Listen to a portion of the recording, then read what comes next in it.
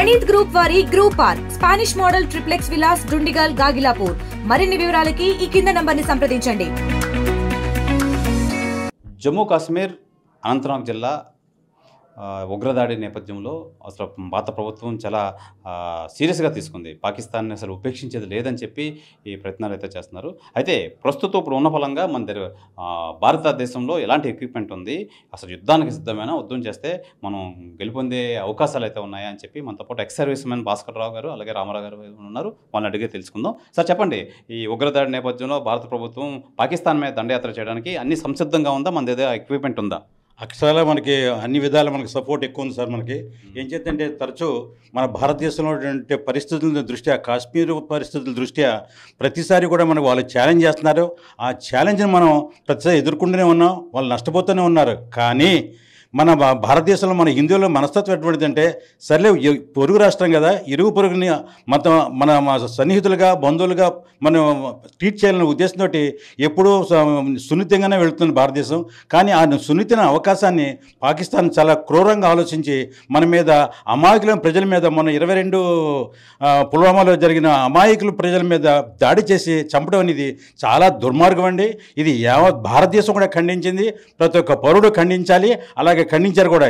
Even కాశ్మీర్లో ఉన్న సోదరులు కూడా, ముస్లిం సోదరులు కూడా ఖండించారు. వాళ్ళకి రోజుగారు కూడా మిస్ అయిపోతున్న ఉద్దేశంతో వాళ్ళు కూడా చాలా బాధపడుతూ ఈరోజు అందరూ బయటకు వచ్చారు. దానికి తగినంతగా మన కేంద్ర ప్రభుత్వం కూడా మోడీ గారు తీసుకున్న స్టెప్, అక్కడ పాకిస్తాన్కి వాళ్ళకి ఏమేమైతే రాయితీలు మన నుంచి వెళ్తున్నాయో ఆ రాయితీలు ముఖ్యంగా 3 విషయాల్లో ఈ సింధు నది జలాలు నిలిపేత, తర్వాత వాళ్ళు బిజినెస్ కూడా నిలిపేత చేశారు. కానీ ఎంత చేసినా కానీ వాళ్ళకి అసలు బుద్ధి అంటూ రావట్లేదండి. అసలు వారంటూ మనం చేయవలసి వస్తే మనం ఎప్పుడు ముందంజలో ఉంటామండి, దానిలో డౌట్ లేదు. మేము పిరమిడ్లో పనిచేసాం. దాదాపుగా 42 సంవత్సరాలు సర్వీస్ బయటకు వచ్చానండి. అన్ని ముఖ్యంగా బోర్డర్లో చేసేది BSF, CRPF, ITBP, SSB, Assam rifle duty చేస్తాయని బోర్డర్లో, ఎవ్రీ బోర్డర్లోనూ. తర్వాత ఆర్మీ తదనంతరం పనిచేస్తుంది. అదేవిధంగా మేము సిఎస్ఎఫ్లో పనిచేసామండి. సిఎస్ఎఫ్లో కాశ్మీర్ కూడా పనిచేసామండి. అన్ని విధాల అస్సాం బోర్డర్లోనూ చైనా బోర్డర్లో కూడా పనిచేసామండి. అయితే ఏంటంటే అక్కడ మేము ముఖ్యంగా చేయవలసింది ఏంటంటే ఇంటర్నల్గా సెక్యూరిటీ మేము చేస్తుంటాం, ఎక్స్టర్నల్గా సెక్యూరిటీ బీఎస్ఎఫ్, సిఆర్పిఎఫ్, ఐటీబీపీ చూస్తుంటుంది. ఇవన్నీ ఎంతో నష్టపోతున్నామండి. మన దాదాపుగా కాశ్మీర్ దాదాపుగా 70 సంవత్సరాల నుంచి మనం నష్టపోతున్నాం. కానీ ప్రభుత్వం ఏంటంటే దాయాదుల దేశంతో మన శత్రువులు ఉండకూడదన్న సదుద్దేశంతో ఈ రకంగా మనం ట్రీట్మెంట్ చేస్తున్నానండి. కానీ ఇది కరెక్ట్ కాదు. సరైన బుద్ధి చెప్పే అవకాశం మనకు వచ్చిందండి. అవకాశం మనందరూ ఉపయోగించుకోవాలి. యావత్ భారతదేశం కూడా ప్రతి ఒక్క పౌరుడు కూడా స్పందించి పాకిస్తాన్ని ఒక ఏకాగ్రం చేసి ఇంతవరకు కూడా ప్రపంచవ్యాప్తం కూడా పాకిస్తాన్ గురించి తెలుసు. కానీ ఏంటంటే ఒక దేశం వాళ్ళు కూడా పౌరులు మానవుల దృక్పథంతో వాళ్ళు కొంత అవకాశం ఇస్తున్నారు. కానీ అవకాశం వాళ్ళు తెలివిగా తీసుకుంటున్నారు. వాళ్ళకి తగిన బుద్ధి గుణపాఠం చెప్పాలి. ఆ చెప్పే రీతిలో మన భారతదేశ ప్రభుత్వం ఉందండి. మనకి ఎటువంటి విషయంలోనూ విసులుబాటు లేదు, లోపాలు లేవు అని అన్ని విధాలుగా యుద్ధ రంగంలో కానీ ఆర్మీ, నేవీ, ఎయిర్ ఫోర్స్ విషయంలో కానీ ఏది కూడా మనకు కొరత లేదండి. వాళ్ళంటూ యుద్ధం స్టార్ట్ చేసినా వాళ్ళు స్టార్ట్ చేస్తే వితిన్ 24 ఫినిష్ చేసే అవకాశం మనకు ఉందండి.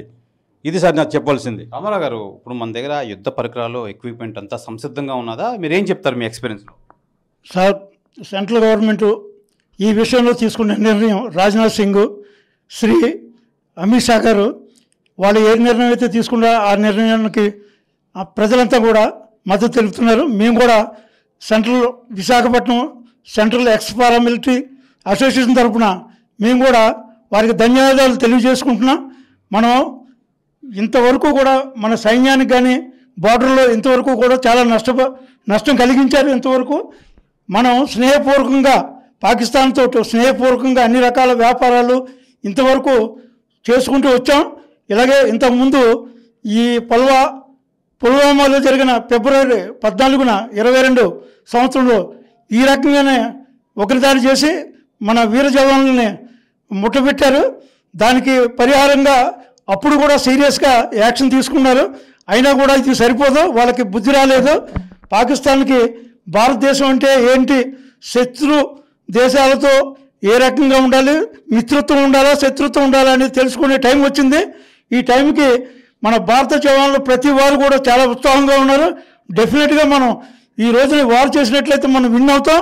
ఎందుకంటే వాళ్ళు చాలా ఇబ్బందుల్లో ఉన్నారు. అయినా కూడా మనకి గంభీరంగా తెలియపరచడం, ఆ డైలాగులు చెప్పడం, ఈ వార్ డైలాగులు చెప్పడం, వాళ్ళు మనల్ని భయపించడం చేస్తున్నారు.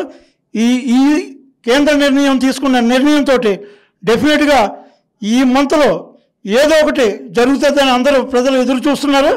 ఇప్పుడు ఏదైతే ఉగ్రవాద దాడులు జరిగినాయో మా అసోసియేషన్ తరఫున విశాఖపట్నం సౌత్ ఇండియా, విశాఖపట్నం రాజీవ్ నగర్ తరఫున మేము ఖండిస్తున్నాం.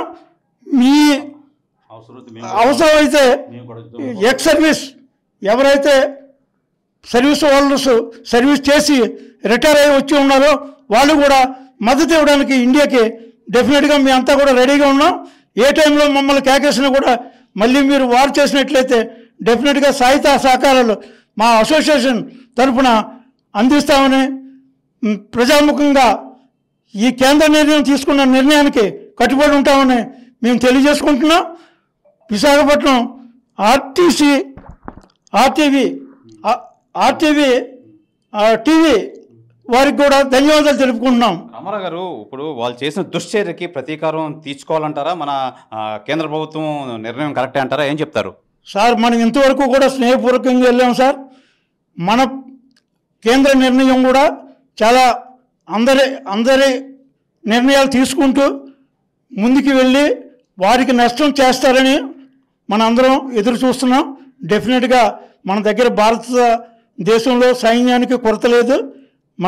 మన దగ్గర అవైలబుల్గా అన్నీ రెడీగా ఉన్నాయి, వెపన్స్ అన్నీ రెడీగా ఉన్నాయి. ఏ విషయంలో కూడా మనం తగ్గేది లేదు. డెఫినెట్గా వారు జరుగుతుంది. వారు జరిగినా మన భారతదేశంలో ఉన్న ప్రతి పౌరుడు కూడా దీన్ని ఎంకరేజ్ చేసి సహకరిస్తారని కోరుకుంటున్నాం. ఇది పహల్గామ్ ఈ టెర్రరిస్ట్ దాడిలో నిజంగా అమాయకులైన వాళ్ళందరినీ 30 మందిని వరకు పొట్టను పెట్టుకున్నారు. మన ఆర్మీ డ్రెస్సుల్లో వచ్చి మరి మోసం చేసి మరి వాళ్ళందరినీ దయా లేకుండా సరే పెట్రోల్ కాల్చినట్టు కాల్చారు. అయితే కేంద్ర ప్రభుత్వం వాళ్ళ మీద కంపల్సరీగా ప్రతీకార చర్య బదులు చెప్పాలి, కంపల్సరీగా వాళ్ళని ఉపేక్షించేది లేదని చెప్పి ఎక్స్ సర్వీస్ మెన్స్ అయిన భాస్కరరావు గారు కానీ రామారావు గారు కానీ తెలియజేస్తున్నారు. కెమెరామెన్ మూర్తితో శివరామకృష్ణ, RTV, విశాఖపట్నం నుంచి. మరిన్ని వీడియోస్ కోసం ఛానల్ ని సబ్స్క్రైబ్ చేయండి. లేటెస్ట్ అప్డేట్స్ కోసం వాట్సాప్ ఛానల్ ని ఫాలో అవ్వండి. ఆ లింక్ డిస్క్రిప్షన్ లో ఉంది.